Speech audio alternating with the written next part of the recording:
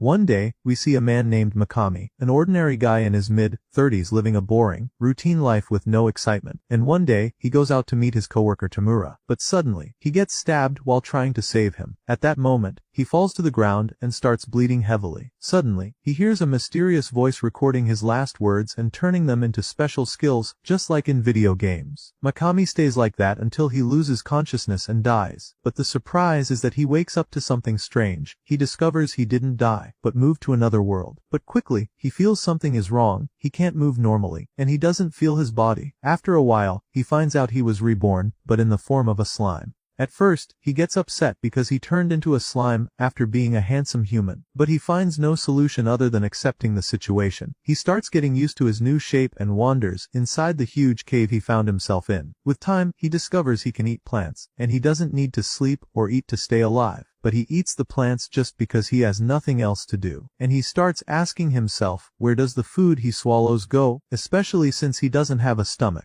Suddenly, he gets a reply from an internal system telling him that the food is stored in his unique skill predator. At that moment, Mikami remembers that voice. He heard it when he was dying in the real world. So he asks the system, who exactly are you? The system replies that it was formed inside him due to a special skill called Great Sage. Then Mikami starts to understand what's going on, and he asks the system about the predator skill. So the system explains that it allows him to digest anything and take its abilities, and also analyze it and use it however he wants. Mikami finds it a bit complicated, but realizes that this skill is very powerful, and he wonders how a weak slime has such an amazing ability. But in the end, he decides to use it for his own good since it became part of him. He starts trying the skill on the plants he ate, and indeed he's able to analyze them, and he discovers that the herbs he ate are called hypocute herbs. These are very rare plants, full of magical energy, and used to make magic potions and healing ointments. At that moment, he decides to turn all the plants he ate into magic potions and store them inside him to use later if needed. And since he has nothing else to do, he starts making huge amounts of potions. But later, curiosity takes over him to try the skill on new elements, so he asks the system about the shiny rocks in the cave, and whether they are valuable too or not. The system replies that the stone is called magic stone ore, and it's a mineral full of magical energy too, which makes it very valuable. Mikami gets excited at that moment, and decides to devour those stones too and analyze them, and starts devouring all the plants and magical stones in the cave. His excitement continues until he falls into a deep lake, and at first he gets scared that he might drown and die, since slimes don't float on water, so he must suffocate and die. But then he remembers that he's no longer human, and that he doesn't breathe at all. He keeps thinking of a way to get out of the water, until he uses the water pressure boost skill, and moves at high speed on the water, and succeeds in getting out of the lake. Then he finds himself in front of a magic barrier, and at that moment a mysterious voice calls him, and asks if he can hear it or not. Mikami looks around him but finds nothing, so he ignores the voice. But the voice yells at him, and says, I know you can hear me. Answer me quickly. Mikami argues with the voice at first, since he can't see it or communicate with it properly, being in slime form. So the voice gets angry, and we find out it's a giant and mighty dragon, who roars so powerfully that the cave shakes. Mikami gets very terrified, and the dragon says, I wanted to be kind to you since it's the first time I see a visitor here in ages, but you seem rude and want to die. Mikami gets really scared and apologizes immediately, and tells him he didn't know he could hear thoughts, and explains that he's a slime with no eyes or mouth. The dragon laughs loudly, and says I like you kid, because of your boldness, and decides to grant him eyes to see. Mikami gets amazed and very excited, but the dragon sets his conditions of course, so Mikami asks what the conditions are before agreeing. The dragon assures him that the conditions are very simple, which are to not be afraid of him once he can see him, and to come visit him from time to time, just to chat, and that's all. Mikami finds the conditions strange, but agrees since they're simple and won't harm him. The dragon explains that he's been sealed inside the magical barrier for over 300 years, and since then he's been trapped here and bored, as he doesn't meet anyone or do anything. The dragon asks Mikami if he knows how to use the magic sense skill, and Mikami replies that unfortunately, he doesn't. So the dragon tells him that if he can use that skill, he'll be able to sense the magical particles, and thus he'll be able to see normally. Mikami decides to try using the skill, and tries with all his might, and the idea starts to succeed. Mikami gains the magic sense skill, and the system asks him if he wants to activate the skill, and he immediately agrees.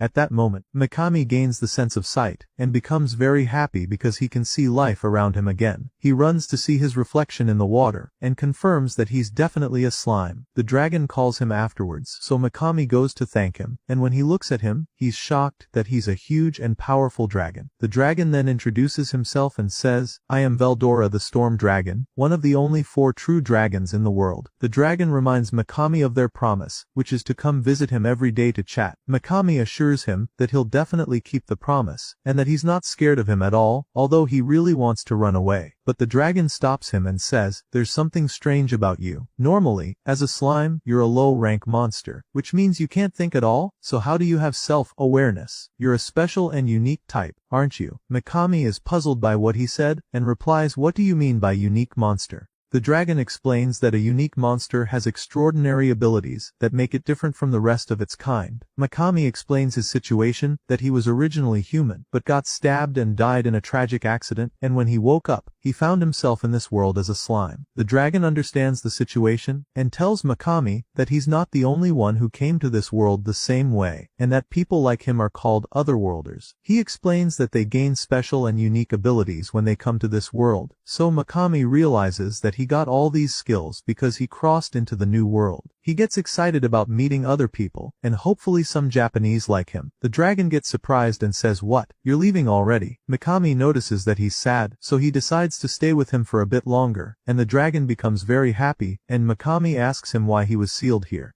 The dragon explains that 300 years ago, he accidentally turned an entire town to ashes, so a very powerful human appeared, but he underestimated them and lost the battle. Mikami is shocked that he lost despite his power, so the dragon replies that the human was very powerful, and humans used to call her the hero, while the hero called herself the summoned. He explains that the summoned are brought from another world to this one, in their natural forms. They chat a bit about the new world, and Mikami starts to feel comfortable with him, and they decide to become friends. Over time, Mikami and the dragon start thinking of a way to break the seal the hero put on him, and Mikami tells him he's sad now that he found out his only friend in the new world has been imprisoned in a magic seal for 300 years. The dragon replies that he appreciates those feelings and wishes there were a way to get him out of the place, but in reality, the dragon will die anyway in another 100 years since his magic energy is about to run out. Mikami gets upset, because the dragon will die after all the years he's been trapped here, and suddenly gets an idea to try, which is devouring the prison using the predator skill, but sadly, the attempt fails. The dragon tells him he tried many things since the first day he got sealed, but all methods failed too, so Mikami asks the system if there's a way to free the dragon. The system replies that if he can analyze the prison from both inside and outside, then maybe he can remove it, and the dragon says it's a great idea, but sadly he can't analyze the prison from the inside, because his skills are sealed due to the magical prison he's in. So Mikami suggests giving him the data, while he analyzes it from the outside, and the dragon agrees and warns him it'll take a lot of time, asking if he really wants to stay here all that time. Mikami replies that the plan won't work, because he wants to leave and search for people from his country, Japan. He suggests a weird idea, which is to store him in his stomach, so he can keep him with him for as long as possible, instead of letting him die when his magic runs out. The dragon really likes the idea, and asks Mikami to do it right away. They agree on the idea, and just as Mikami is about to devour the dragon and the prison, the dragon stops him and says there's something important they must do first, which is giving him a name. Mikami likes the idea and names the dragon Rimuru, and Rimuru names the dragon Tempest, and they're both happy with their new names, and Rimuru gets a promotion immediately once he gets his new name. Rimuru carries out their idea right away, and devours the dragon along with his prison, and the system asks Rimuru if he wants to analyze the unlimited imprisonment skill right away, and Rimuru agrees of course. The scene then shifts to the kingdom of Blumund, which is near the cave where the dragon and Rimuru are. We find the Baron talking to the head of the Adventurers Guild, and he asks him if he's heard of the Storm Dragon before, and the head replies, yes, of course, and the Baron asks what actions the guild plans to take regarding the Great Dragon. The head replies that there's nothing specific and that they'll continue their daily missions normally, and the Baron is shocked and says, what do you mean? The dragon's disappearance could provoke the rest of the monsters and magical beings, and make them attack the kingdom. They're also worried at the same time about the Empire Empire's forces crossing the forest's borders, because if they do, they'll definitely take over in a flash. The head tries to calm the situation, and asks the Baron if he slept well last night since he looks really tired. He tells him, "Don't worry, I'll investigate the situation personally, and that's just because we're old friends." So the Baron calms down a bit, and thanks the head for his help. We go back to Rimuru in the cave after several days, and he's roaming everywhere in the cave trying to find an exit, but with no luck. But he devours everything he finds and gains as many useful skills as he can. But suddenly, a giant and terrifying snake appears to him, and Rimuru gets very anxious and doesn't know how to escape, but then gathers his courage, remembering that he faced the dragon before, and wasn't scared at all. Rimuru gathers his courage at that moment and strikes, with all his might at the snake using the water blade attack, and cuts its head off in seconds. Rimuru is amazed by the power of his impressive technique, which is way stronger than he imagined. He then thinks about devouring the snake using the predator skill so he can analyze it and gain new skills. So Rimuru devours the snake right away, and shivers at first because of its disgusting taste, but then gets thrilled with the amazing skills he gained like poison breath and heat sense. Not to mention that he can also mimic the black snake's shape, and Rimuru continues exploring the cave to gain even more useful skills. He attacks every monster he encounters inside the cave, defeats them, and devours them all, and by doing so, he gains many amazing new skills from all the creatures. Finally, after wandering in the cave for weeks, Rimuru reaches the cave's door at last, the only exit available, and thinks whether he can destroy the door using the water blade skill. But suddenly, the door opens, and he finds a group of adventurers entering the place. Rimuru hides immediately, and it's his first time seeing humans in this world, and he doesn't know why humans would come to a place like this. But it's clear that they're adventurers, and Rimuru thinks about showing himself to them, but remembers he's a slime, so if he appears before them, they'll see him as a monster and kill him right away. Rimuru waits until the adventurers enter the cave, then takes the chance and escapes outside. Rimuru is amazed by the view of nature outside, and joy fills him because he's finally free after being trapped in the cave. But suddenly, while walking in the forest, a group of goblin dwarves appears before him, and they look very nervous and scared of Rimuru, and the leader of the dwarves asks him, "Oh mighty lord, do you need anything from us?" Rimuru is surprised that they're calling him the mighty lord, and introduces himself, telling them he's just a slime. The dwarves get even more frightened, and tell him they're aware of his tremendous magical power. Rimuru asks them what they need from him, and the leader replies that they sensed the presence of a powerful magical being, so they came to check if there was any danger to them. Rimuru replies that he doesn't feel anything like what they're saying, so the leader says, "You must be joking. Even if you appear before us in that weak form, we can still sense your immense power," and they ask him afterward to help them protect their village.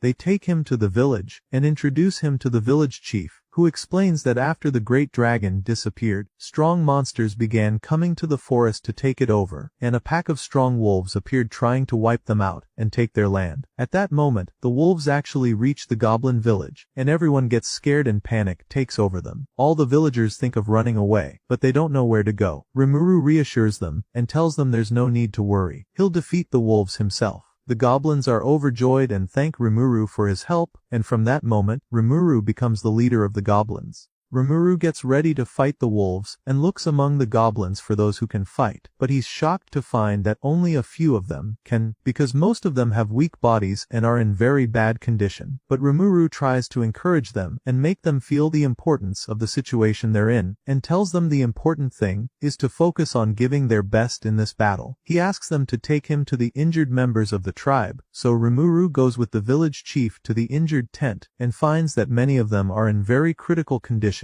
to the point where the village elder has lost hope of healing them, and tells him they did all they could to save them but with no use. Rimuru checks the wounds of the injured himself, and finds that the wolves' claw marks have sunk deep into their bodies in a way beyond expectation, and at that moment, an idea pops into Rimuru's mind, and he brings one of the injured into his body to heal him, and when he brings him out, he's completely healed, as if nothing happened. The village chief and everyone else are amazed, and they get excited and try this method on the rest of the wounded, and Rimuru starts healing them with the healing potions inside his body, and he succeeds in saving them all in the end. The villagers thank him, and he asks them to help him build a large fence around the village, and in the evening we find the wolf pack preparing to attack the goblin village. Because the dragon's power disappeared, so now they can do whatever they want, and the wolf leader tells the pack that today is the promised day when they'll completely destroy the goblin village. All members of the pack get excited and rush quickly to attack the village, but they're shocked as soon as they arrive when they see a fence surrounding the village from all directions.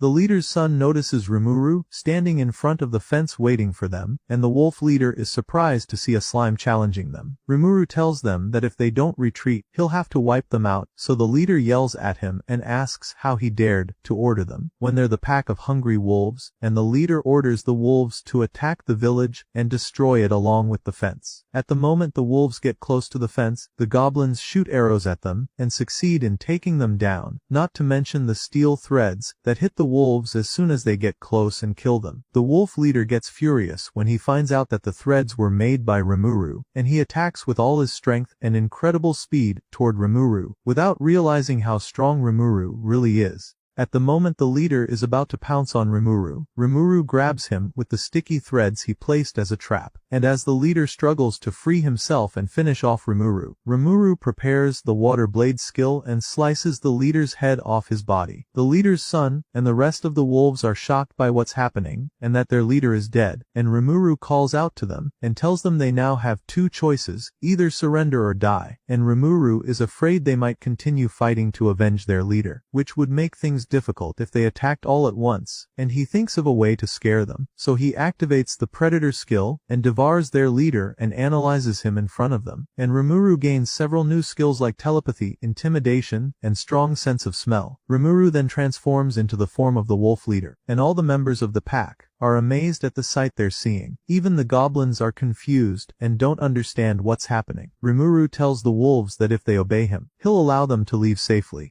He uses the intimidation skill and terrifies them all, but something strange happens and the wolf pack approaches Rimuru, and he thinks they still want to fight, but to his shock, all members of the pack submit to him, and Rimuru returns to his slime form. At that moment, the villagers realize they've finally won the battle, and the celebration continues among the villagers and happiness fills their faces. The next morning, Rimuru gathers with the goblin tribe and the wolf pack, and he thinks about how he can take care of them all. Rimuru notices that the number of goblins is close to the number of wolves, so he pairs them up so they can live together. He then divides them into teams as well, a team for hunting, a team for building houses, and a team for strengthening the village defenses, and Rimuru isn't sure how to communicate with them, so he asks the village chief for everyone's names. The chief replies that they're monsters, and that's why they don't have any names, so Rimuru decides to give names to everyone. Everyone gets excited and thanks him and overflows with joy. But Rimuru doesn't understand why they're so excited, and they line up in a long queue so each one can get his new name from Rimuru. He starts with the village chief and names him Rigard, and the next one Rigar, and Rimuru continues naming everyone, and the village chief gets worried about Rimuru and warns him that his magic energy might run out, and that would exhaust him a lot. Rimuru reassures him that everything's fine, and continues naming the villagers, and with that Rimuru finishes naming all the goblin villagers, and gets ready to name the wolf tribe members, and the first one among them is the son of the previous pack leader, whom Rimuru killed in battle, and Rimuru is worried the young wolf might resent him, since he killed his father after all. Rimuru thinks of a name for him and names him Ranga, but as soon as he names the first one among the wolves, Rimuru becomes extremely tired and faints because his magic energy ran out as he named all of them at once.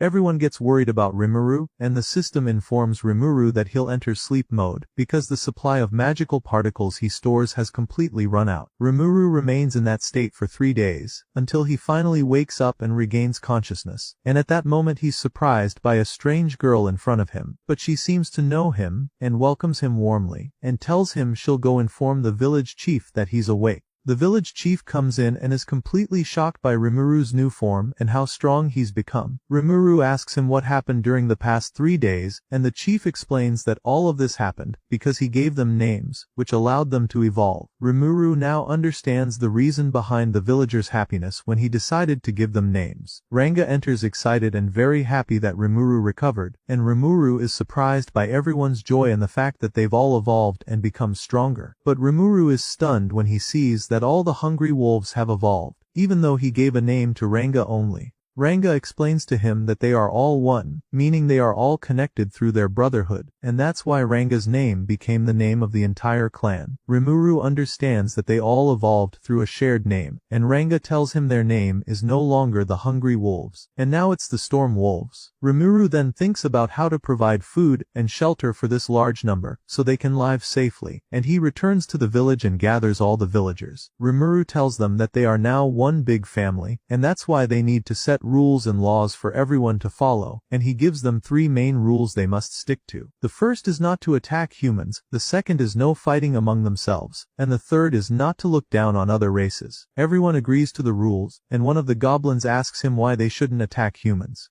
Rimuru explains to him that the reason is simple, it's just because Rimuru likes humans. Everyone agrees to the 3 rules, and Rimuru explains that humans live in groups, and if they kill one of them it might lead to war, due to revenge, not to mention that harmony is much better, because it will make life easier in many ways. Rimuru then appoints the village chief as the ruler of the goblins, and Rigurd becomes very happy with Rimuru's trust and thanks him from the bottom of his heart. After that, everyone works on strengthening the village defenses, building shelters, and gathering food from the forest. But Rimuru isn't satisfied with the weak houses the goblins are building, or the poor clothes they're wearing, so he decides to go to the nearest town to meet the dwarf craftsmen, and get their help in building the houses. And indeed, he sets off on his way, with a team of wolves and goblins. We see Rimuru heading into the forest with his friends to go to the town and meet the dwarves. They keep moving along the Amildo River path to the north to reach the town of Dwargan, the Dwarven Kingdom. But Rimuru and the friends stop for a while on the road to rest. Rimuru asks Rigur about his family and learns that he had a brother with a name, but he died in the battle between the wolves and goblins. So Rimuru asks Rigur about his brother and how he got his name.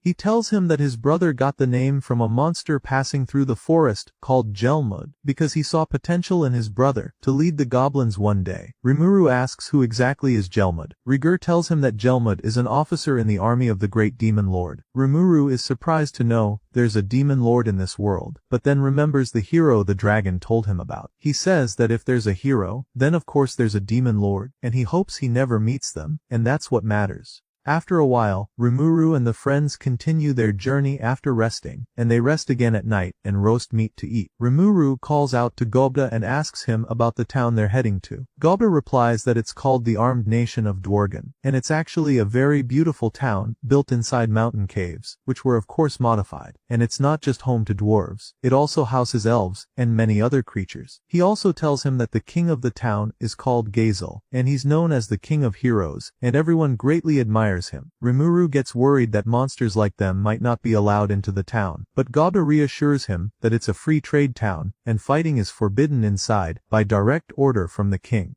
We learn that the king's strength comes from the power of his army, which is the dwarf army, known for not being defeated in over 1,000 years. Rimuru is amazed by the strength of the dwarf king and his army. Gobda is about to tell Rimuru that the last time he went, he got into a fight, because they didn't let him in, but Rigur interrupts and tells Rimuru that everything will be fine, so there's no need to worry at all. The next morning, they continue on their way, until they reach the nation of Dwargan. Rimuru is very excited to meet the dwarves and elves. He asks the friends to wait for him outside, and tells them he'll go in with Gobda only, to avoid drawing attention inside if they all enter as a group. The friends are worried about him, but he reassures them that everything will be fine. Rimuru and Gobda head to the gate to enter, and Rimuru notices the strict security there. Gobda reassures him they'll be able to move freely once inside the town, but at that moment, a group of bullies appear and try to harass Rimuru and Gobda. Rimuru learns from Gobda that this isn't the first time he's been bullied at the gate, and that he got beaten last time when he tried to enter the town. Rimuru asks Gobda if he remembers their first rule. He replies yes, which is not to attack humans. Rimuru asks Gobda to cover his eyes and ears. Rimuru then transforms into Ranga's form, and the bullies get nervous, but they get brave and decide to attack him with their team.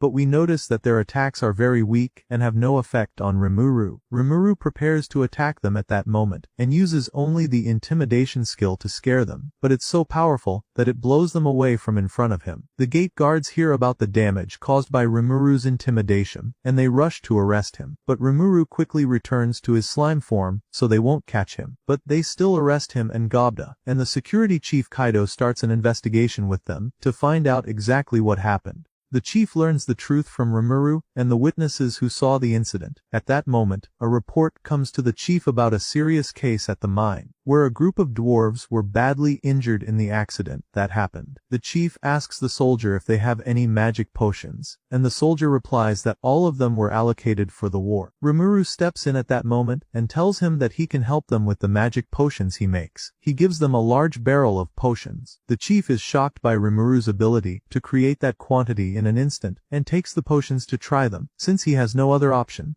After the chief saves his dwarf friends, they return together to thank Rimuru for his help. The chief also releases Rimuru and lets him out of prison. He then takes him to have a meal as thanks for his help. Rimuru asks him to introduce him to a skilled blacksmith to help them build houses, weapons, and clothes. The chief takes him to his friend the blacksmith, and Rimuru is surprised to learn that this blacksmith is the chief's brother. The chief introduces him to his older brother Kaijin, and we learn that the friends Rimuru helped with his potions are the chief's and the blacksmith's brothers. Kaijin welcomes Rimuru, and when he learns that he's the one who saved his brothers, he thanks him for helping them. Kaijin asks what Rimuru needs from him, but apologizes because he's currently unavailable due to the minister's impossible requests. Rimuru suggests that he help him and supply him with magic stones in exchange for helping build the village's houses and clothes. Rimuru shows him a sample of the stones, and Kaijin is amazed by the quality of the metal, which is 100% pure. Kaijin agrees immediately and decides to send a team of craftsmen to build his village. Everyone quickly gets to work making the swords so they can deliver them on time. But they're also worried that they might not finish the order on time. So Rimuru decides to help them and uses the analysis and replication skill to create more copies of the sword. The dwarves are amazed by how Rimuru creates all those copies in an instant. With that, he creates more than 20 swords in seconds. Everyone celebrates completing the order on time, and Kaijin thanks Rimuru for his help.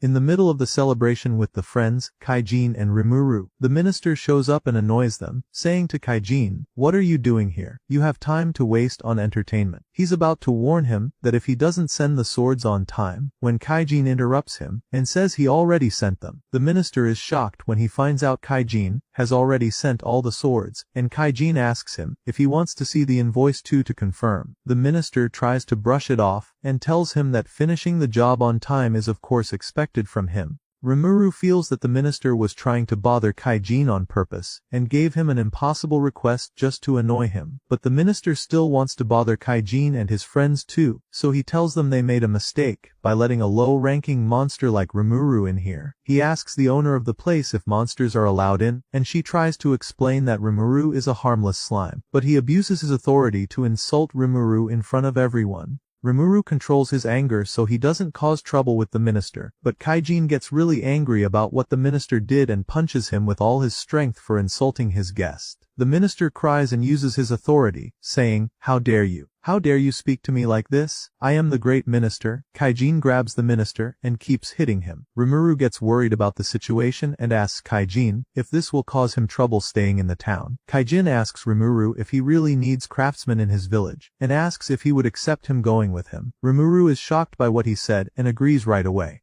But the royal guards come immediately and arrest Kaijin and his friends, and they take the unconscious minister to the hospital, and everyone stays in the cell until the trial. Then the time for the trial comes, and everyone attends in front of the king. Rimuru feels from the king's presence that he's so powerful he could be called a monster. But something strange happens during the trial, and Kaijin discovers that their lawyer has been bribed, and that's why he's going to betray them for money. The minister stirs the king up against Kaijin and the others with lies, and Kaijin is sentenced to hard labor in the mines for 20 years, and the rest of his companions to 10 years of hard labor. But the king intervenes at that moment in the judge's ruling, and then greets Kaijin and asks how he is. Kaijin replies that he's fine, and that he's happy to see him in good health. The king asks Kaijin if he's interested in returning to the front lines again like before. The minister is shocked by the king's words, and Kaijin replies, "I'm sorry, your majesty, but I've already found a new master." Everyone gets angry at Kaijin's words to the king, and the king is surprised that the master Kaijin chose for himself is just a slime. We see the king then issues a new sentence, which is the complete exile of Kaijin and his companions from the kingdom. With that, the session ends. The king discovers the minister's tricks and orders him to get out of his sight and never show his face again. Rimuru and the friends get ready to leave the town, say goodbye to all their friends, and head out again to return to the village of the goblins and storm wolves.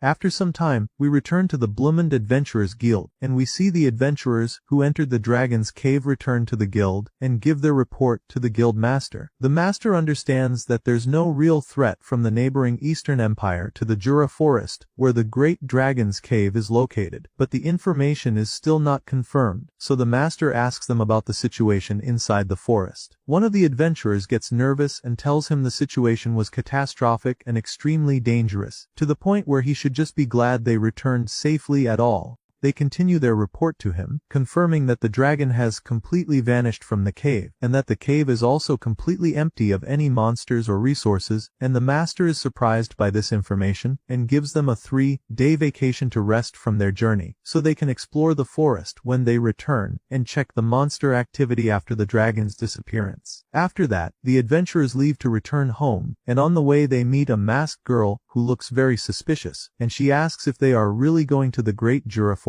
One of the adventurers is surprised and asks her why she's asking, and she requests to accompany them there. The adventurers agree and introduce themselves to her, and we learn they are Aaron, Kaval, and Guido, and the girl introduces herself as Shizu. They tell her they will head out on their journey in 3 days, and everyone goes home. We return to Rimuru with the storm wolf Ranga, who transforms into his original form in front of him and teaches him the new Black Lightning skill. Ranga is amazed by the power of this new attack, and they continue exploring the area, and Rimuru is very happy with the current state of his new town, especially after a week has passed since they returned from their last journey. We see the dwarves working on developing the town, and all the ogres are closely watching them to learn their excellent skills, and they continue building houses, making clothes, jewelry, and weapons. Time goes back to the moment Rimuru arrived in the village, and he's surprised by the very large number of ogres in the area. The village chief explains that they all came when they learned Rimuru personally provides protection to everyone in the village. Rimuru is surprised by the number and asks the chief how many refugees there are, and he tells him there are about 500 ogres, and Rimuru thinks for a moment about turning them away, but then remembers that after the dragon's disappearance, all the monsters became active, which is extremely dangerous for all low-ranking monsters. So he's forced to agree to let them join the village, and with that, the population increases, and the village turns into a town. Rimuru begins giving names to the 500 newcomers, and everyone evolves, and he spends 3 days as usual resting to recover his magic.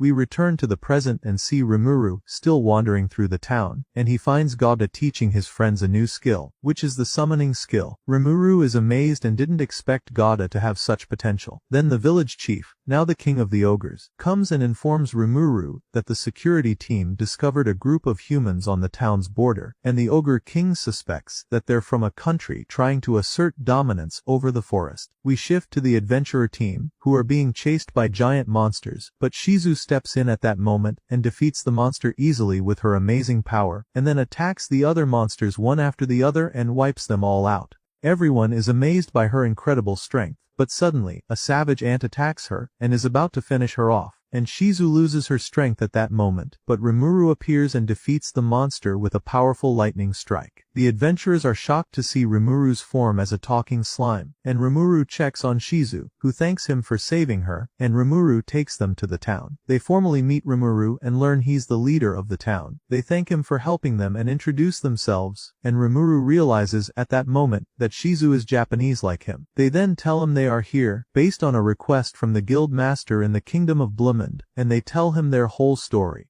He understands from them that the dragon's disappearance created a huge threat for all neighboring countries, which started because of the excessive monster activity, and Rimuru explains to the adventurers that he's building a town for themselves in the forest, and asks if the guild has any objection to that, but they're not sure what their country's opinion is. After that, Rimuru goes out with Shizu, and we learn that she suspects he is also from Japan like her, and they both admit to each other that they are indeed from Japan, and they're happy to meet. Shizu asks him how he came to this world. Rimuru tells her his story from the moment he was stabbed up until now, and learns from her that she's not like him, and was summoned. He asks her when she was summoned, and what happened to her at that time. She replies that one day, her town was burning, because of the war, and bombs were falling heavily from the sky, and while she was running away with her mother, unfortunately, she died, and that's when she was summoned to this world. Rimuru then decides to use the telepathy skill to show Shizu his memories, and the skill succeeds, and Shizu sees the world Rimuru came from, and how his life used to be.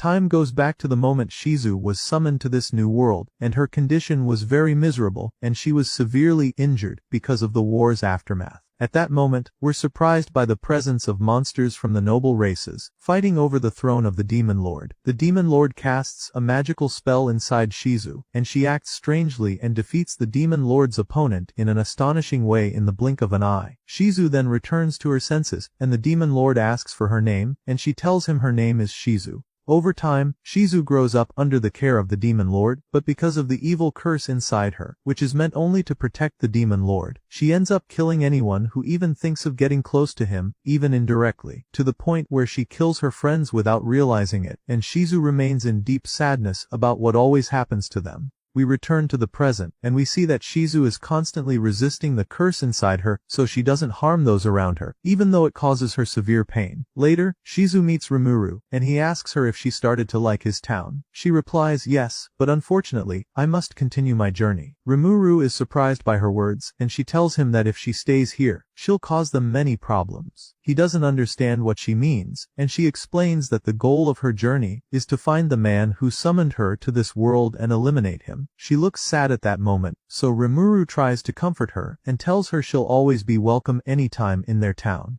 We also see the adventurers getting ready to return to their country, and Eren asks Shizu if she'll go back with them. She's sad that Shizu is going to part ways with them. Shizu replies, I'll be happy to be with skilled adventurers like you, but unfortunately there's something important I must do in this final journey. Eren is confused by her words and asks her, what do you mean? She tells her, I've lived for decades, so of course I won't live much longer. Eren thinks she must be joking and brushes it off.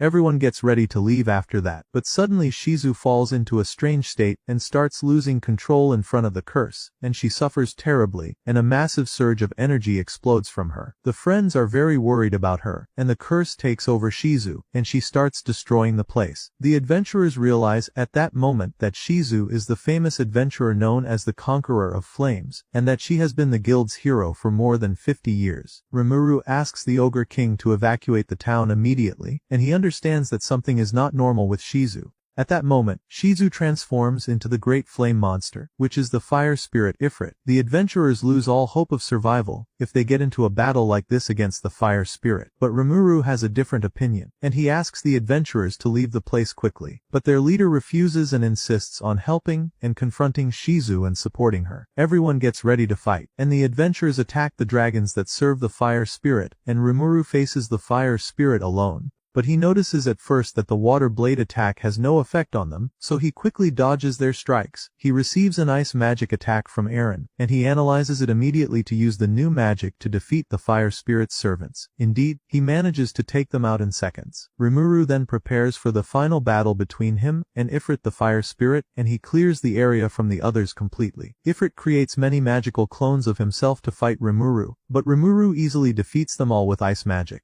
Only Rimuru and Ifrit remain, and Ifrit uses the ultimate fire circle spell and traps Rimuru inside a deadly fire tornado. Rimuru is scared at first, but then he realizes he's unharmed because he has heat resistance. Rimuru attacks Ifrit and binds him with his spider threads. Ifrit is shocked and keeps trying to burn Rimuru with his flames, but it's no use. At that moment, Rimuru uses the predator skill and devours Ifrit. With that, the battle ends and Shizu returns to her senses again, but she's unconscious. We see Ifrit inside Rimuru, trying to use his flames, but the great dragon appears to him and explains that he too must give up because it's impossible to escape from here. Ifrit is stunned by the presence of the storm dragon here, and at that moment, he realizes he's truly no match for Rimuru. We return to Rimuru as he checks on Shizu after saving her from the curse's control. She regains consciousness and starts telling him about her suffering, and how upset she always is because she ends up killing the people closest to her due to her curse. She tells him her full story, and Rimuru feels deep sympathy for her. She asks him to end her journey and devour her, because she truly hates this world, where she's always been in pain. Rimuru hesitates at first, but then agrees to her request, and she becomes very happy.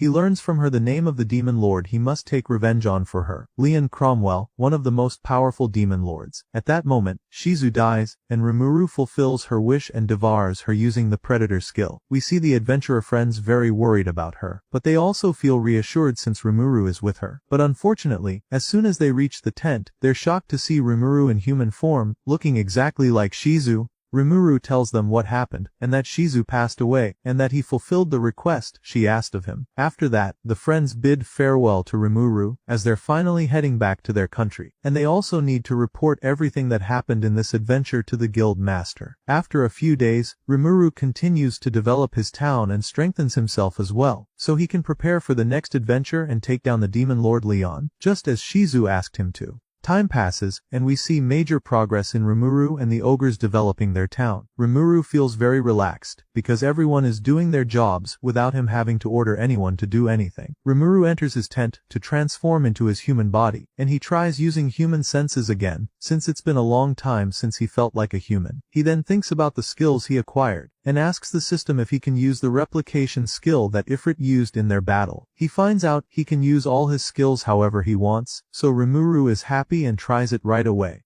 The Ogre King then comes to give him his report, and immediately goes to prepare a proper feast for Rimuru, since he'll finally be eating with them for the first time. Now that he's in human form, Rimuru then goes to the hunting team, and they tell him there's been some strange movement in the forest lately, because of migrating monsters caused by the environmental shift. Rimuru is surprised by their words, and he calls out to Ranga and asks him to go with the hunting team to the forest, to check the situation, and protect them if there's any danger. The scene shifts to Rimuru as he visits the cave where he and the storm dragon were trapped. It's the first time he's visited the place since they both left it. He remembers the storm dragon, his first friend in this world, and also Shizu. Then he gets an idea to use the degenerate skill he recently acquired to combine skills together. He fuses the storm dragon's black lightning skill with Shizu's scorching flame skill, and this creates a very powerful and dangerous new skill, black flame. Suddenly, Rimuru receives a message from Ranga asking for help, and it looks like he's in danger. Rimuru rushes quickly to reach him and the hunting team, and he finds them in the forest right away. He sees that everyone is badly injured, and 2 monsters are responsible for all of it.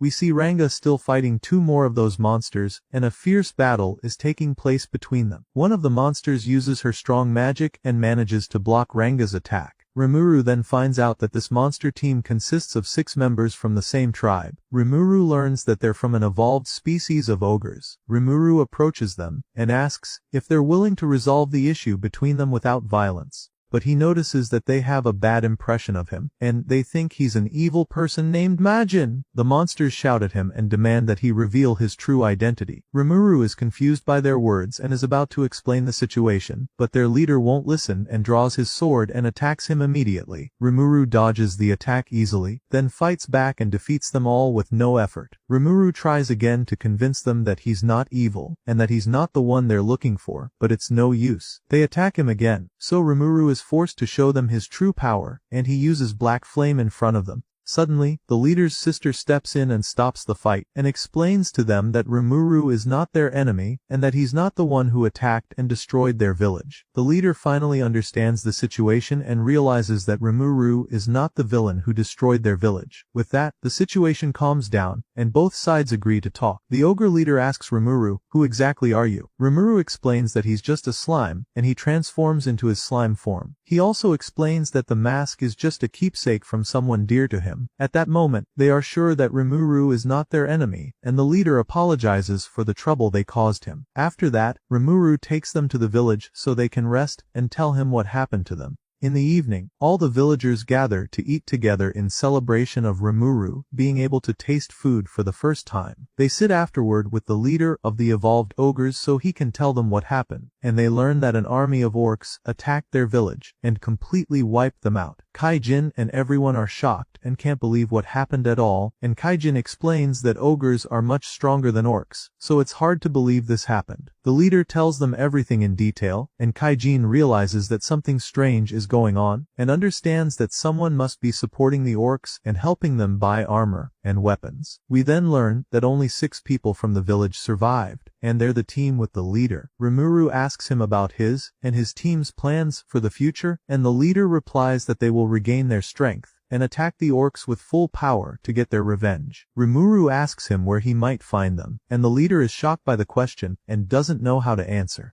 Rimuru realizes at that moment that the leader has no plan at all, so he suggests that he and his friends become his followers and join his town, and promises to provide them with shelter, food, water, and proper protection. The leader replies that this would drag Rimuru into their revenge. Rimuru replies that he's doing this for the good of the tribe as well, since the orcs want to take control of the great forest, so they will definitely attack their village too. That's why he must gather as many followers as possible and prepare for the day he faces the orcs. The leader asks him to give him some time to think about it, and he sits with one of his subordinates to reflect. His follower tells him the offer isn't bad, but the choice is yours in the end, Your Highness. The leader keeps thinking and feels very angry about his weakness. The next morning, he goes to Rimuru and tells him he agrees to the offer, but only on the condition that he will separate from him after defeating the orcs. Rimuru replies that they can do whatever they want, and if they want to stay by his side and help build a nation, he has no problem. The leader pledges his loyalty to Rimuru at that moment, and with that, the evolved ogres become Rimuru's followers. Rimuru asks him to raise his head and calls him to gather the rest of the ogres. Rimuru decides at that moment to give them all names, and the friends are surprised and try to explain that it's not that easy and requires a large amount of magic power. Rimuru assures them everything will be fine, and indeed he names the ogres and immediately passes out. As soon as he wakes up, he sees that their appearances have changed, and the leader explains that they've evolved from ogres to Kijin.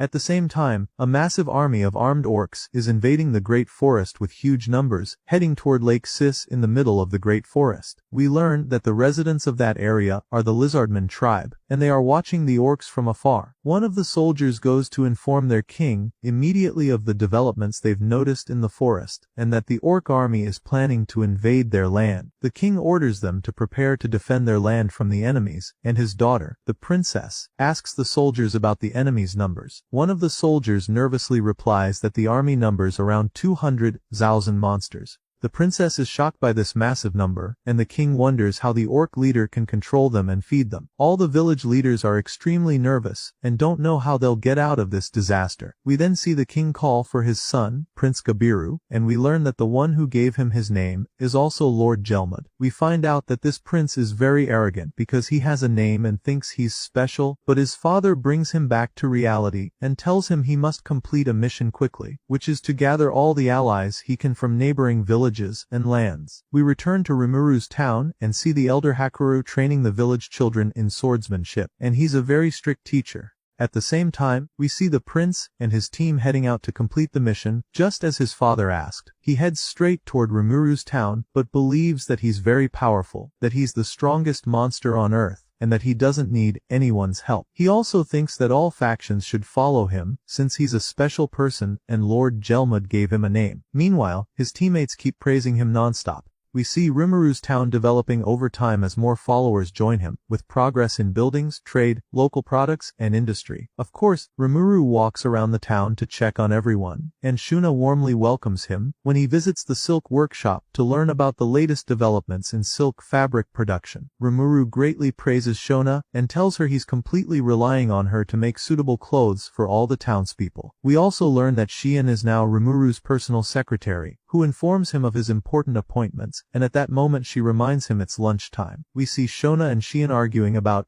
who will handle Rimuru's affairs, but of course, Shion wins the competition since she's the secretary. Indeed, Rimuru goes with Shion to eat, and he's very excited, and he meets the rest of the villagers, who are shocked when they learn that Shion is the one cooking today, and they quickly slip away. Rimuru is forced to try the food himself, since he hasn't tried Shion's cooking before. Rimuru is confused by everyone's reaction when they find out Shion is cooking, but he's immediately shocked when he sees the food in front of him. Just as he's about to eat, he gets nervous and gives it to Gobda, who walks into the room. At that moment, Gobda's condition worsens, and he panics as if he's been poisoned. We return to the Lizardmen tribe and see their prince on his way to gain the cooperation of all the villages in the Great Forest. He then heads to Rimuru's town, and the prince is thinking about dominating Rimuru, who is just a slime in his eyes, so he can control all the powerful monsters under his command. Back in Rimuru's town, we see Kaijin with Kurobe thinking about inventing new weapons and materials, and they're getting along really well. We see Rimuru sitting with them to check on work progress, but then the Ogre King enters and informs him that an envoy from the Lizardman village wants to speak with him. Rimuru goes with the Ogre King to meet the Lizardman prince and runs into his Kijin friends along the way, so they go together to see if the Lizardmen will be friends or enemies.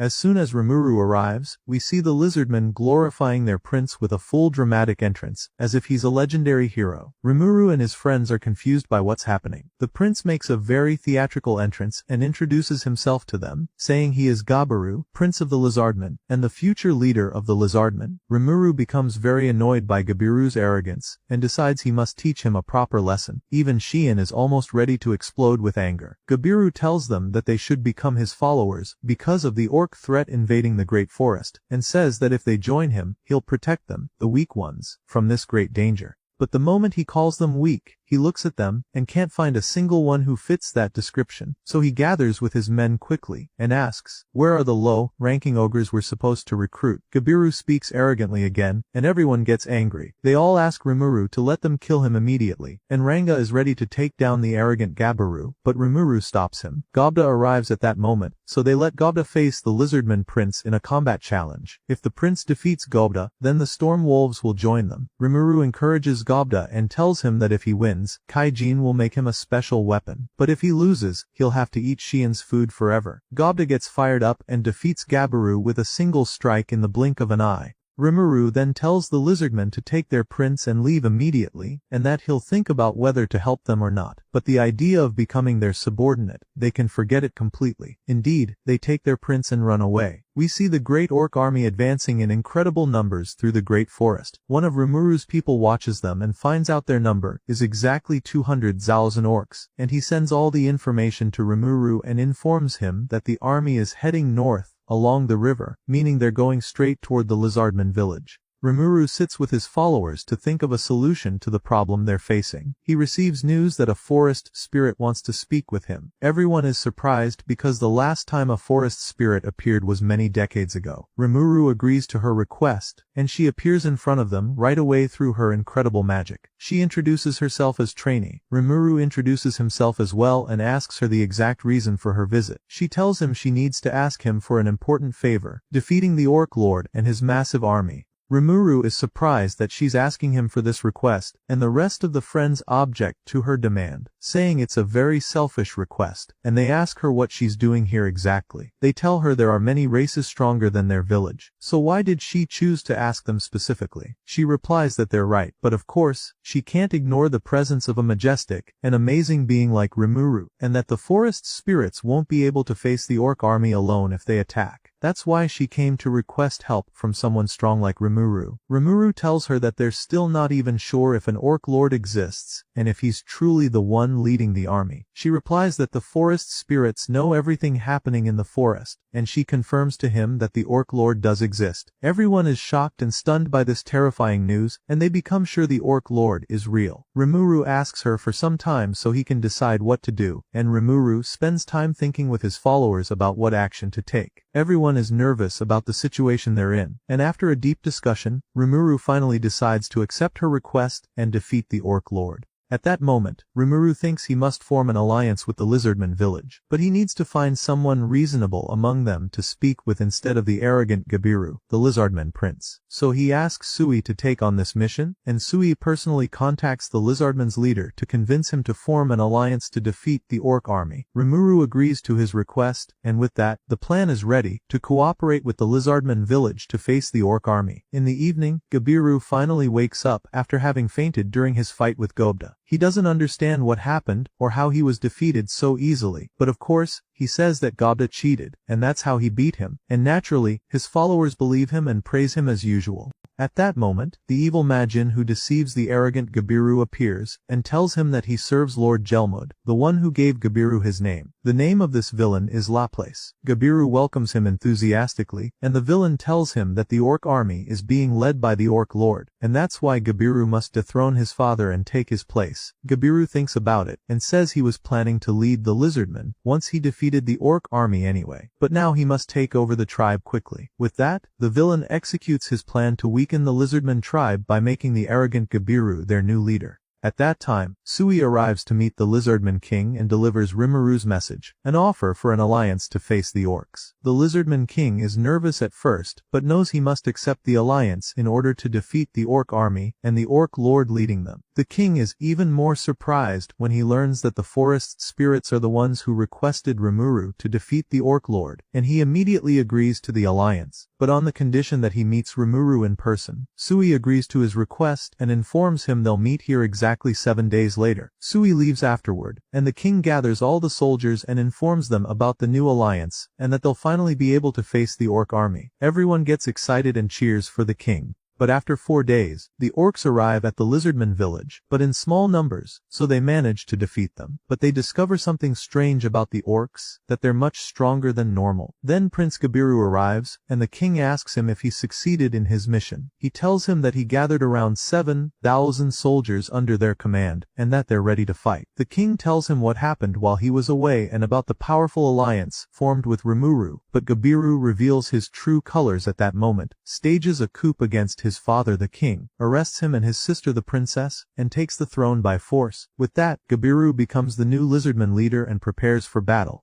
At that time, the orc army reaches the swampy lands of the Lizardman village, and the battle between the orcs and Lizardmen begins. At first, the Lizardman army continues advancing and killing as many orcs as they can, but they discover that the orcs are eating the corpses on the battlefield, and their power keeps increasing more and more with time, and the Lizardman army ends up in a difficult situation. The scene shifts to Rimuru and his followers on their way to the swamps to sign the alliance treaty to face the orc army. With him are Benimaru, Shien, Hakuro, and Sui, who goes ahead to secure the path, along with Ranga of course, and the rest of the Storm Wolves and Ogre Knights. On the way, Sui discovers a battle going on between the orcs and the Lizardmen, and the one leading the Lizardman squad is the personal guard captain of the Lizardman King. We see her fighting a high-ranking orc, and Sui asks Rimuru if he should help the captain. Rimuru asks him first if he can finish him off quickly and help her. Sui launches with full power and eliminates all the orcs in the area. Rimuru arrives and finds that the captain is badly wounded. He immediately uses his healing potions and treats her. The captain wakes up at that moment and asks who Rimuru is. He introduces himself, and she asks him to save her father, the king, and her brother, the prince.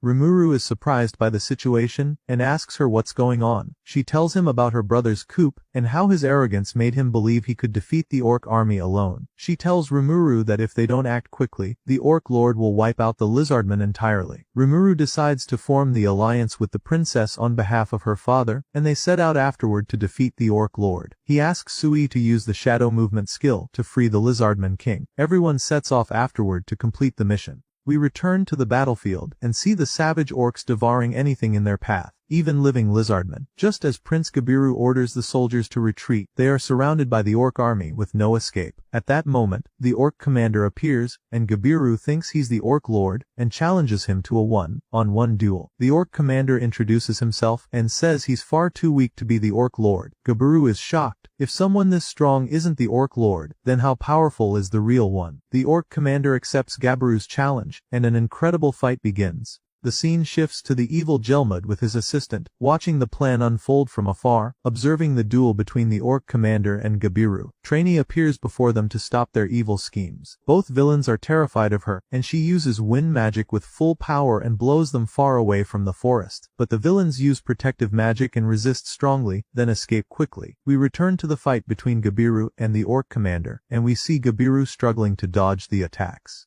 Just as the orc commander is about to finish him off, Gobda appears at the last second and saves his life. The rest of the friends arrive too and wipe out a large number of orcs with ease, and Rimuru observes the battle from above. Ranga uses a special skill at that moment, Death Storm, and takes out the orc commander and those around him with black lightning. Rimuru's followers continue to annihilate the orc army. At the same time, Sui rescues the Lizardman King and his followers from captivity and eliminates all the orc enemies he encounters. Meanwhile, the orc lord finally appears, and Rimuru gets ready to defeat him. At that moment, Jelmud appears as well and asks Rimuru's followers how they dare to ruin his plans. Rimuru realizes that this is the one who gave the Ogre King's eldest son his name, and also gave Gabiru his name. We learn that his plan is the birth of a new demon lord under his command. Rimuru's Kijin friends realize that this is the villain who destroyed their village. Gabiru thinks Jelmud came to help them fight the orcs, but he's shocked when Jelmud orders them to become food for the orc lord.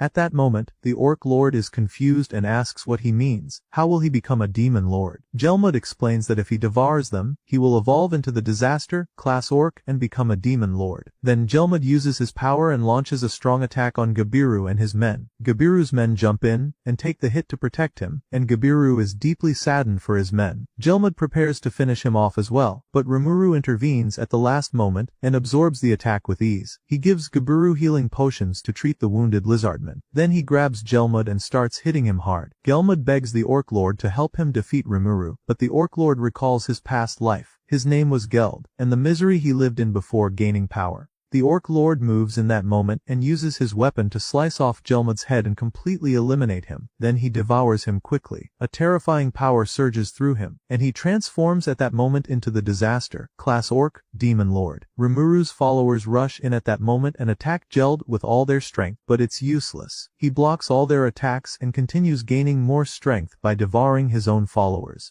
He's about to finish them off with his devastating attack, but Rimuru steps in and fights him with all his strength. An intense battle erupts between them. In the end, Rimuru decides to use the Predator skill and devours him in slime form. He successfully devours him, and with that, the disaster class Orc is defeated and the battle ends. The Orc Lord asks him afterward to forgive all his Orc followers who were just following orders. Everyone celebrates the victory. Rimuru asks his Kijin followers if they want to part ways now that they've gotten their revenge. They refuse to leave him and say they will remain loyal to him forever. After that, all representatives of the monster races gather, including the orcs as well. Rimuru begins the meeting by clearing the orcs of the crimes they committed. Since it was all due to the famine they were suffering from, he tells them he'll take full responsibility for the orcs' mistakes himself. Then he asks everyone for their opinion on what he said, and everyone agrees. But the Orc Lord asks where the orcs will live. Rimuru thinks of a solution and realizes their number is huge, around 150,000 orcs.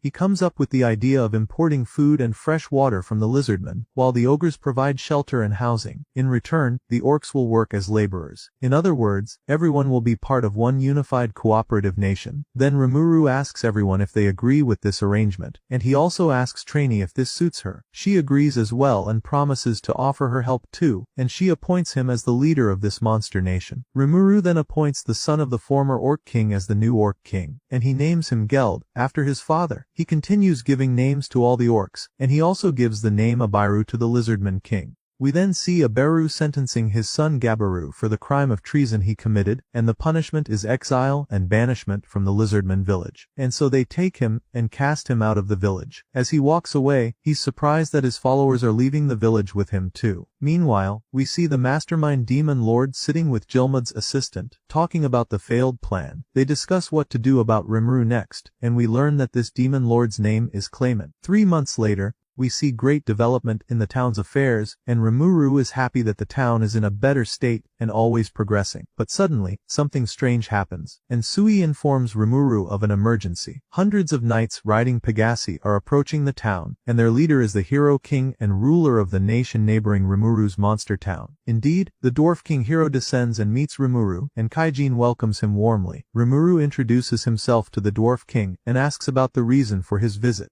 The king replies that he came to learn Rimuru's true identity, and that's, of course, through his sword. The king challenges Rimuru to a duel, and Rimuru immediately agrees, and a stunning sword battle begins between them. Trainee also appears to witness everything that's happening. Rimuru successfully blocks all of the king's attacks, and with that, he's declared the winner of the match. The king then praises Rimuru and asks if his sword master is Hakuru, the same one who also taught the dwarf king swordsmanship. In the evening, everyone celebrates together. The dwarf king proposes forming an alliance treaty with his nation, and Rimuru naturally agrees, and with that, their nation is officially recognized as an independent state. They then think about a name for the new country, and they name it Jura Tempest Federation, marking the alliance between the dwarf kingdom and Rimuru's nation. 2 days later, the dwarf king visits Rimuru's town again. Rimuru is surprised by his visit now, so the king replies that he came to give him a gift. Everyone is shocked when they learn that the gift is Minister Vesta. The king explains to Rimuru that Vesta's presence is no longer useful to him, but since Rimuru's nation is still new, he'll be of great help to them. Everyone is stunned, and Kaijin asks the king if this will harm the dwarf kingdom, so why is he doing it? The king replies that the alliance between the two nations is very important, and that's why he asks both him and Vesta to continue developing this town and raise it to the highest level. The dwarf king bids them farewell and returns to his kingdom. At that moment, Rimuru meets Gabiru and his men, who he finds in his town.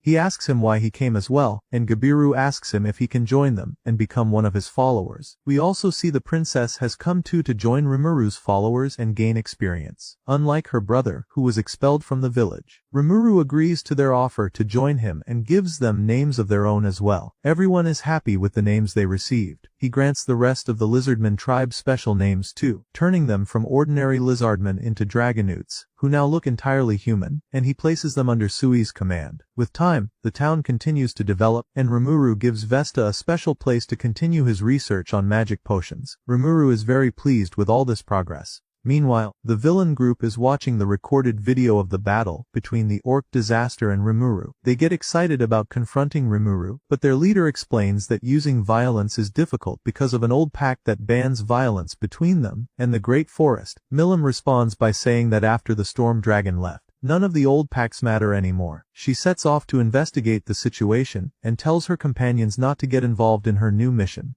At that time, Rimuru is in his town and senses an enormous magical force rapidly approaching. Indeed, Milim arrives with tremendous power and introduces herself to him, telling him she heard he's the strongest in this town and came to meet him. Rimuru welcomes her and introduces himself as the leader of the town. Milim asks him if his human form is just a transformation or what. Rimuru shifts into his slime form and asks her what she wants exactly. She says she just came to introduce herself. Rimuru is stunned, and suddenly Shion appears and attacks Milim with full force. Ranga grabs Rimuru and quickly takes him away from the area. Rimuru tries to explain the situation to him, and we're surprised by Milim's incredible power. She blocks Shion's attack effortlessly. The others continue attacking her with all they've got, but it's no use. Milim uses only a small portion of her strength and defeats them easily. Rimuru challenges her and says he'll launch only one attack. If it lands, she has to end the fight and leave immediately. But if he loses, that means he'll be her servant forever. He uses the Analyze Eye from the system and finds out that her magic power is 10 times greater than his. He starts thinking fast for a solution and launches his attack, making her taste something very delicious.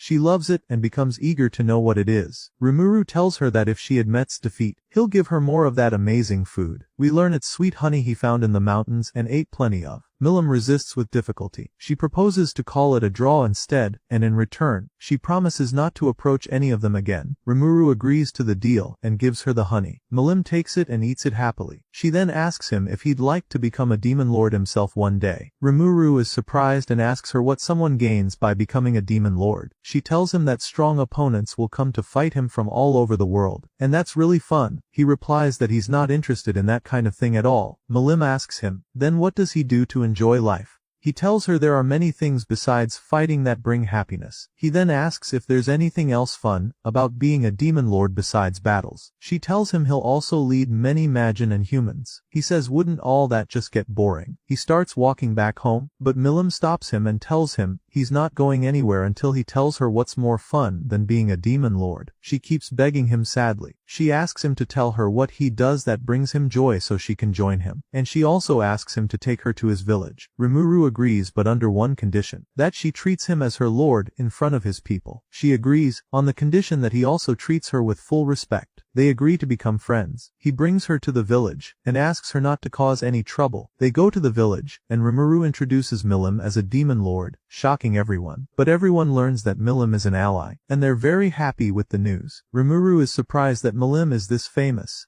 Milim tells everyone that she'll be living with them from now on. Rimuru is stunned, but everyone is happy about it. Rimuru accepts the situation, and the joy and celebrations continue in the village for a while because of the news. At that time, news of Rimuru's kingdom reaches the human kingdoms. A count is seen talking with the guild master about this nation, and how it suddenly developed and became a monster nation. What's even stranger is that the leader of this nation is a slime. The guild master asks what the nations should do about this new country. Should they treat it as an enemy, or try to become allies? But of course, they must take into account that this slime is extremely peaceful, and poses no threat to any countries. So they decide they have to meet Rimuru first, and then decide their stance on him. At that time, the guild master departs along with our adventurer friends, Erin and her team. We then return to Rimuru's town, filled with peace, and everyone is enjoying everything going on. We see Rimuru in Vesta's lab, who has just finished developing a magical communication crystal. Vesta asks him if he tried it, and Rimuru replies that he already did. He contacted the Dwarf King, and informed him that Rimuru had taken care of the demon Lord Milim, and that she's now officially part of their alliance.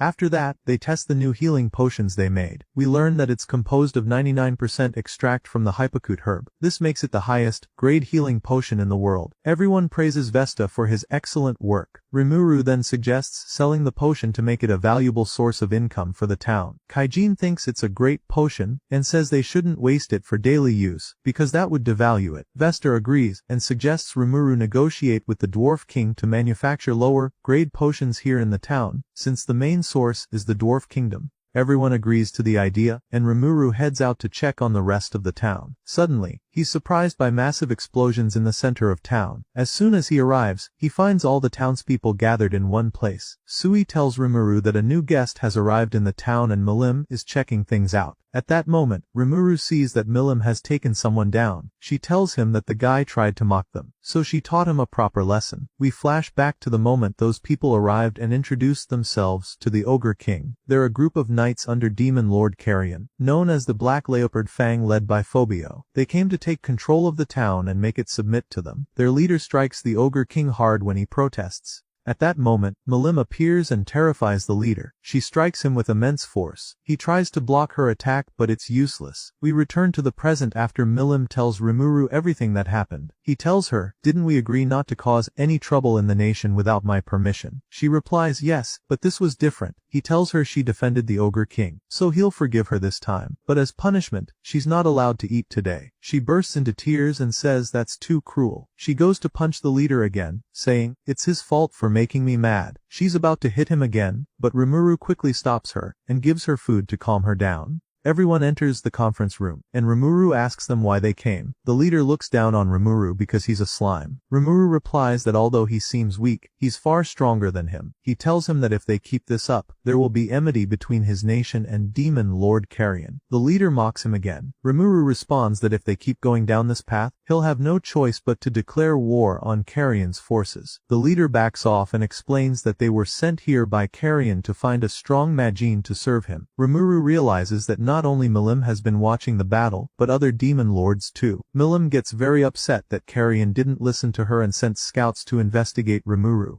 After understanding the situation, Rimuru asks them to leave. The others are surprised. Rimuru tells them he can't kill them, so he'll just let them go. He tells the leader and his group that if Carrion wants to talk, he can contact them anytime and set up a meeting. The leader and his group leave furious. Rimuru then asks Milim about Demon Lord Carrion. She refuses at first, but because of Rimuru's insistence, she tells them everything they need to know about the Demon Lord's claimant, Carrion, and Frey. Everyone understands now that they've become targets of the Demon Lords. They decide to consult Trainee about this for advice. The scene shifts to one of the nations surrounding the Great Forest, Falmouth Kingdom. We learn that this kingdom sent an army to defeat the Orc Disaster Demon Lord. They're led by a man named Yume. At that time, Yume and his team arrive at the outskirts of Rimuru's town. Suddenly, our adventurer friends, Erin's team, appear running from a giant night spider monster. Yume's team steps in to defeat the monster, and Yume takes the lead in attacking. Then Gobda and the Ogre Knights show up, and they recognize Erin's team. Gobda quickly attacks the monster and defeats it in seconds. Yume and the guild master are amazed by Gobda's strength. Gobda takes the spider back to town to have it for dinner. He brings all the adventurers to meet Rimuru, and Rimuru introduces himself and his nation. He asks them if people from Brumund and Falmouth came to investigate their town. Yume acts arrogant toward Rimuru as usual, seeing him as just a slime. He asks why all these monsters follow a simple slime. Shien gets angry at Yume for insulting Rimuru. He insults her too. She punches him hard, and he passes out. Rimuru later heals him with a potion. Rimuru then proposes an alliance treaty with the two human nations. He tells them they already have an alliance with the Dwarf Kingdom.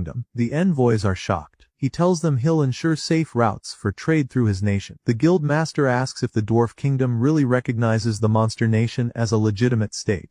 At that moment, Minister Vesta steps in and confirms Rimuru's words. The guildmaster agrees to form an alliance treaty with the monster town. Rimuru asks Yume if he wants to make a pact as well. Yume asks what exactly he means. Rimuru replies that Falmouth paid this group with money, so they can deal with him in the same way. That way, they'll be the heroes who defeated the orc disaster. Yume thinks it over. Then he decides to trust Rimuru, agrees to the proposal, and also becomes one of his followers. Yume and his men begin training under Hakura to become the heroes who defeated the orc disaster. The scene then shifts to Demon Lord Clayman, who's talking to his assistant about what to do with Rimuru, now that Milim has joined him. His assistant tells him that Demon Lord Frey is completely uninterested in what's happening in the Great Forest. She's now concerned with something much more dangerous. Charybdis is about to be resurrected soon. Demon Lord Clayman is shocked to hear that Charybdis will be revived. We learn that it's a monstrous, terrifying beast. He gives his assistant Tyr another dangerous mission, to go to Rimuru and resolve the situation, but without resorting to violence as much as possible. Then, she must quickly search for the sealed location of the beast and see if it can be tamed. Tyr sets off quickly to complete her mission. We go now to the Black Leopard Fang Knights, and we see that their leader is still furious with Rimuru. His companions try to calm him down and tell him there's nothing they can do as long as Demon Lord Milim is there. Even their own Master Carrion can't do anything in her presence. But the leader refuses to accept that, and decides he must get revenge before returning. His friends try to reason with him, telling him revenge would be difficult or even impossible given their current situation. At that moment, one of the evil Majin arrives and introduces himself. His name is Footman. He tells them he's a member of the moderate Harlequin Alliance, and he's called the Angry Mime Clown. Tyr appears alongside him, and tells them not to worry, they're not enemies. On the contrary, they're here to help them take revenge. The leader's friend tries to warn him about these people, but Phobio doesn't listen, and gets swept up in the villain's words. They tell him that if he wants to become strong, he must draw upon the power of Charybdis, and become a demon lord himself. Phobio decides to become a demon lord to be more useful to Carrion, and he accepts their offer. He then says goodbye to his companions and sets off with the two clowns on his new mission. After some time, Phobio and the two clowns reach the location of the world's most dangerous monster, Charybdis, and Phobio prepares to release the seal and subdue the beast. The clowns explain to Phobio that the only way to subdue the monster is to merge with it inside his body so they become one being. Phobio is shocked because this is extremely dangerous. They explain that he must release the beast himself, or else the monster will awaken on its own, and then they'll all be in grave danger. Phobio thinks about the situation and decides he must take control of the monster's power himself before it awakens. He enters the cave, full of vengeful hatred, determined to control the beast. We then find out that the two clowns were tricking him all along, and used him to carry out the plan ordered by Clayman, which Tyr is executing. The next morning, the scene shifts to Rimuru's town. A new forest spirit appears at that moment, and she introduces herself. Her name is Traya, the younger sister of Trini. Rimuru asks her about her strange aura. She tells them there's an urgent matter, an enormous disaster is approaching. A fearsome monster has been revived, and it's a calamity, class being named Charybdis. She tells them this monster's power is equal to that of the demon lords. She explains that all the forest spirits, along with Trini, have gone to delay the beast's advance, but they're no match for its strength. Also, the monster is heading straight for this town. Rimuru is shocked by this news, and they head to the conference hall so she can explain everything in detail. They learn that this monster is the child of the great storm dragon, born from a cloud of Veldora's magicules. Rimuru realizes in that moment that he and Charybdis are essentially siblings, and that Charybdis is targeting him. Everyone starts thinking about how to deal with this problem. Milim offers to handle it herself. But everyone refuses, saying they shouldn't rely on her to solve all their problems just because she's their friend. They say they must protect their nation themselves. Milim is deeply saddened by this, and Rimuru is nervous too, but he agrees with their words. He commands everyone to prepare for the upcoming battle against Charybdis. After that, Rimuru sits with the guild master and the adventurer friends, and he tells them his secret, that he's from another world and came to this one after dying in his own world. He also tells them his entire story from the beginning, including his promise to Shizu, to defeat the demon Lord Leon. Then we see the terrifying monster heading with its army directly toward Rimuru's city, and Rimuru confirms at that moment that the monster is indeed coming to the town for him. We see all of Rimuru's forces ready for battle. Even the king of the dwarves arrives with reinforcements to help them in the upcoming confrontation. The companions keep advancing and fighting the flying sharks of the monster's army. They manage to take down the first two. Everything seems to be going perfectly. Milim asks Rimuru to join the fight too. He tells her that he ordered her to stay in the town. She responds that she came here just to watch at least, because staying in the kingdom is way too boring. We see Suie shining with his unique skills, taking control of one of the flying sharks and making it eliminate the other sharks. The companions continue to fight until they defeat all the flying sharks. After that, only Charybdis remains. All the companions head to defeat it. Rimuru asks the system for a proper way to defeat the monster, but unfortunately the system doesn't know the answer. Then the monster attacks using its hard scale manipulation ability, but the companions keep resisting, and Ranga, Sui, and Shion launch their attacks on the monster. But Rimuru stops them at that moment, telling them what they're doing is just useless foolishness. He decides to face the monster himself. Rimuru uses the gluttony skill to devour all the hard scales effortlessly. He asks the companions to retreat, telling them he can handle this himself and reassures them. The companions follow Rimuru's orders. Then they launch into battle against the monster with full force. The battle continues for a long time with no result. But suddenly, Rimuru hears the monster mention Milim's name in anger. It wants to kill her. Rimuru realizes at that moment that the monster's rage isn't directed at him, but at Milim, which means this battle was meant for Milim all along. So he decides to let Milim help in the fight. He quickly wakes her up when he finds her sleeping out of boredom. Milim uses her eye of evaluation on the monster and discovers that the monster has possessed Phobio's body. Milim gets excited when she learns she's finally allowed to fight. She gets ready and rushes forward. Rimuru asks her not to kill Phobio and to help him break free from the monster. The battle begins, and Milim uses her skill effortlessly to defeat the monster. Rimuru quickly catches Phobio before he falls after being freed from the monster. Then he uses healing potions on him to restore him, and extracts Charybdis' magic core from his body. Rimuru thanks the commander of the Dwarf Kingdom Knights, Lord Dwarf, for helping in such a dangerous mission. Phobio wakes up afterward, confused about what happened. He apologizes deeply when he remembers everything. Trainee and her sister appear at that moment, and ask him how he found Charybdis' seal. Phobio explains everything that happened. The companions realize then that their true enemy is an organization called the Moderate Harlequin Alliance. But Milim warns them that Clayman might be the one behind all this. Phobio says that no matter who planned all this, that person must take responsibility, and he confirms that Demon Lord Carrion has nothing to do with any of this. Rimuru forgives him and tells him to be more careful next time and not get tricked again. He allows him to leave. Phobio is surprised, and Carrion shows up at that moment. Milim had sensed his presence all along.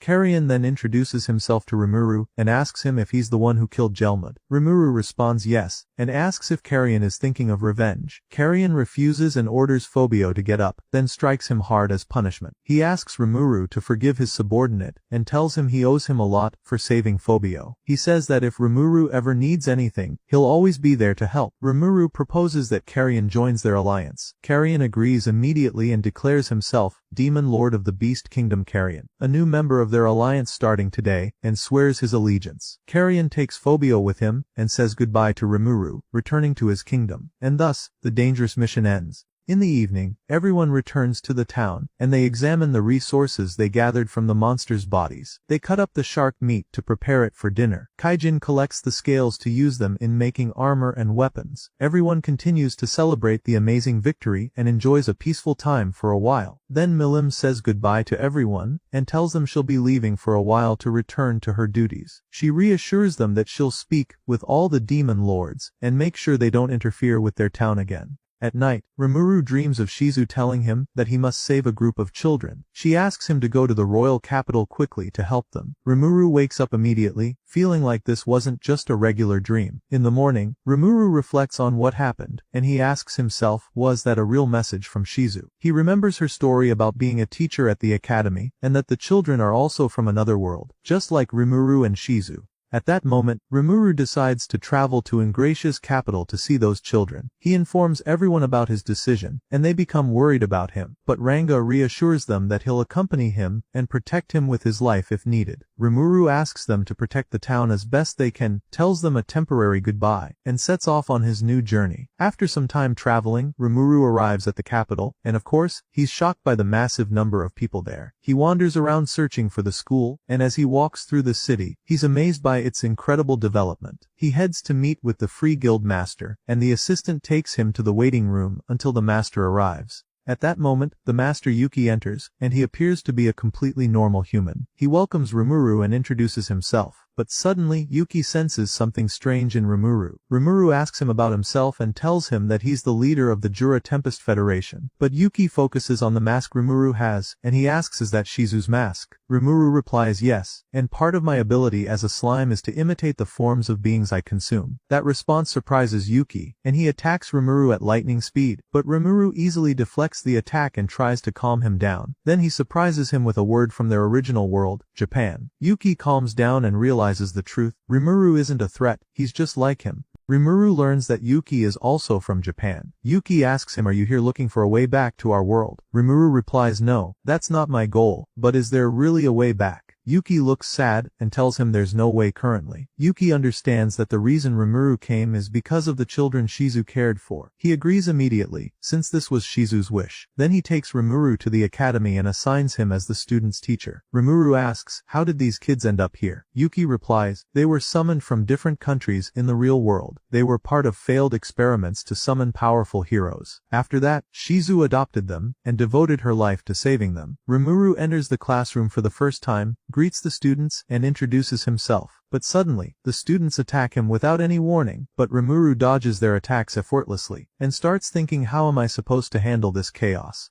Rimuru gets ready to start the school lesson. He takes attendance for the students. We learn the first student is Kenya Misaki, the second, Ryota Sekiguchi, also Gail Gibson, Alice Rondo, and Chloe Aubert. But none of them respond to him and they ignore him. So Rimuru summons Ranga to scare them and calls their names again. They all reply immediately. Then Kenya says, so you're threatening us with that giant dog. But he's surprised to find that Ranga is friendly and wants to play with him. Rimuru introduces himself to them and tells them he's their new teacher starting today. He starts thinking of a way to earn their trust after everyone else had abandoned them. He takes them to the academy yard to play a fun game to help them release their anger. The game is a one-on-one fight between them and Rimuru. The boys get excited and say, if you don't use Ranga, we won't need 10 minutes to beat you. Rimuru appoints Ryota as the referee. The first fight begins with Kenya. Kenya picks a weapon he likes. Rimuru says, if you lose this fight against me, you have to show me some respect.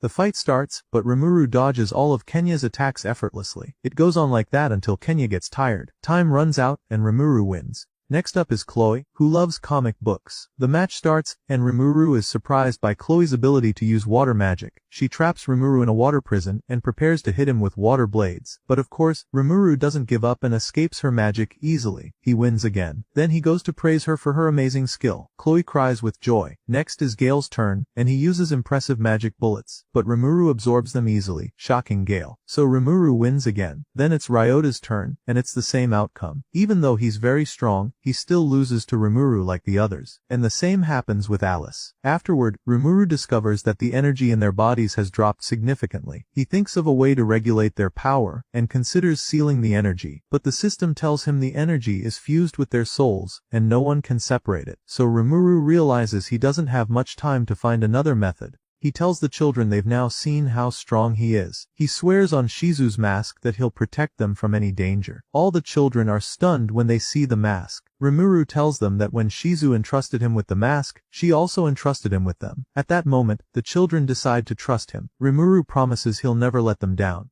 In the evening, Rimuru uses the teleportation gate like Vesta taught him to visit Trainee. Rimuru thinks about letting high-ranking spirits dwell inside the children's bodies, just like Ifrit was inside Shizu. This way, the kids could control their powers much more. Indeed, Rimuru meets Trainee and asks her where he can find high-ranking spirits. She tells him about a place called the Dwelling of Spirits, which is ruled by the Queen of Spirits. She explains that there are many entrances to the place, but the one she knows disappeared long ago. Rimuru spends the whole day thinking of a way to reach the Queen of Spirits. But that night, he dreams of Shizu and assures her that he'll handle everything himself. Months pass after that, but unfortunately, Rimuru still doesn't find any solution. He goes for a walk later with the children. He tells them they have to train in their combat exercises. He decides to reward them with brand new manga volumes if they train well. The kids are thrilled and compete to train first just to get the books. Rimuru spars with the children, but defeats them again with ease. They get sad because it means they won't get to read the manga. But suddenly, Rimuru and Ranga sense an evil energy approaching from the sky. Rimuru uses the system to identify what it is, and it turns out to be a sky dragon. Sure enough, the dragon is heading straight for the kingdom with full force. Rimuru quickly decides to go after the dragon before it can harm anyone. He tells Ranga to stay with the children and protect them. The kids are very nervous and worried about Rimuru. They tell him he won't be able to defeat the dragon. It's too dangerous. He reassures them and sets off quickly.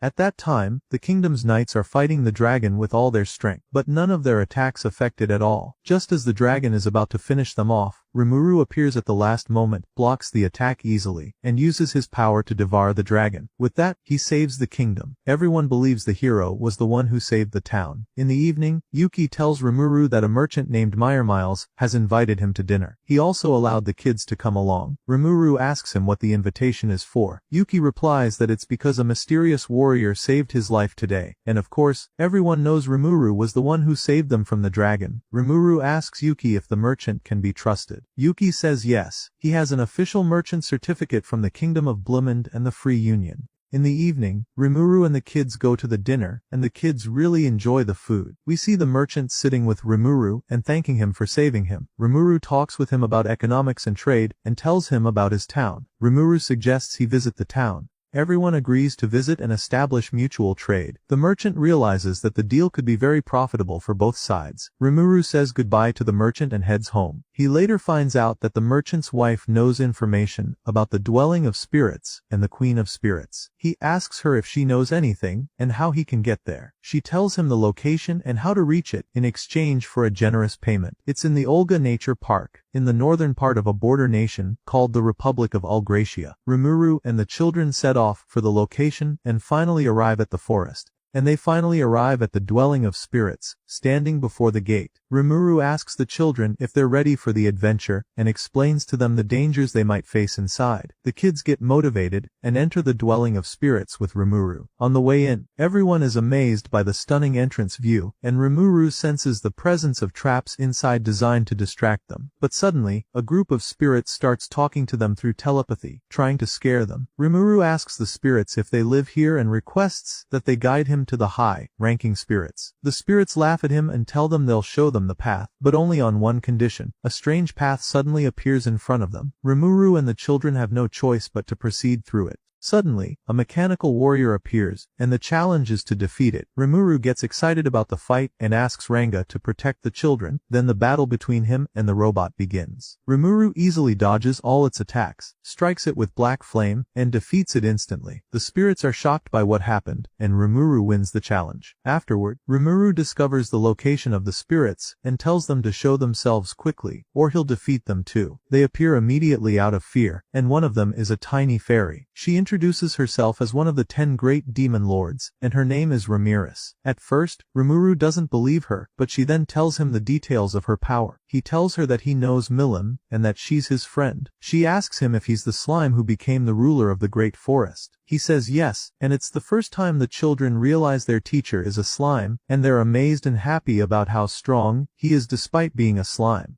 Rimuru tells the fairy about the children's situation and that he wants to save their lives by forming contracts with high-ranking spirits. We notice that this fairy is kind at heart, and she agrees to help them with their mission. They continue together to meet the high-ranking spirits, and they proceed until they reach the deepest part of the dwelling of spirits. Rimuru asks the fairy if there are any high-ranking spirits here. She says yes, but they must respond to the call, as each of them has their own will. However, if they don't come, Rimuru can separate a part of his own energy to form new high-ranking spirits. And the time comes to summon the spirits, so Rimuru asks the fairy what they should do to call them. She tells them to call out by saying help or let's play, and if any spirits are interested, they'll show up, and the summoning will be successful. The kids get nervous in case nothing responds, but Rimuru reassures them. Gil goes first, and he's very nervous, so Rimuru comforts him and calls out in his own special way. There's actually a reaction at that moment, and what appears are scattered fragments from other spirits. So Rimuru decides to use all these fragments to create a new high-ranking spirit using his skill, and the process is successful. A new high-ranking spirit appears for Gil, and the mission is completed perfectly. Next is Alice's turn, and the same idea happens with her. Rimuru also uses his skills, and she too receives a new high-ranking spirit. Then it's Kenya's turn, and this time a true high-ranking spirit appears immediately on its own. It greets them and introduces itself as a spirit of light, and it turns out she knows the fairy. Kenya agrees with the spirit, and the contract is made. A contract is also made with Ryota through creating a new spirit, and we see the wonder of Chloe, who summons the strongest spirit of all. Everyone is amazed and doesn't understand what's happening, but suddenly the spirit appears. It's the embodiment of the ancient hero's spirit, and it successfully dwells inside Chloe. Everyone is happy with completing the mission, and that all the children are now safe. Rimuru thanks the fairy for her help, and she becomes very shy from their thanks. Then Rimuru and the kids return, and he meets Yuki and tells him what happened. He asks if he'll give the children new identities and make them members of the Federation. Yuki replies that it's an excellent idea and that of course he'll do it, if the children want it. But for now, it's better they keep studying at the academy to better decide their future. Rimuru later sits alone and asks Shizu if she's satisfied now that her wish has been fulfilled. At that moment, there's an evil demon lord watching over everything. We then see Rimuru saying goodbye to the children before heading back to his town again, and they're all sad. Rimuru bids them farewell and asks Toki to take good care of them. The children keep crying because they don't want him to leave, and Chloe cries the most. So Rimuru gives her Shizu's mask as a keepsake from him. Then he gives each of them a parting gift as well, and promises that he and Ranga will return to visit them again and take them to his town.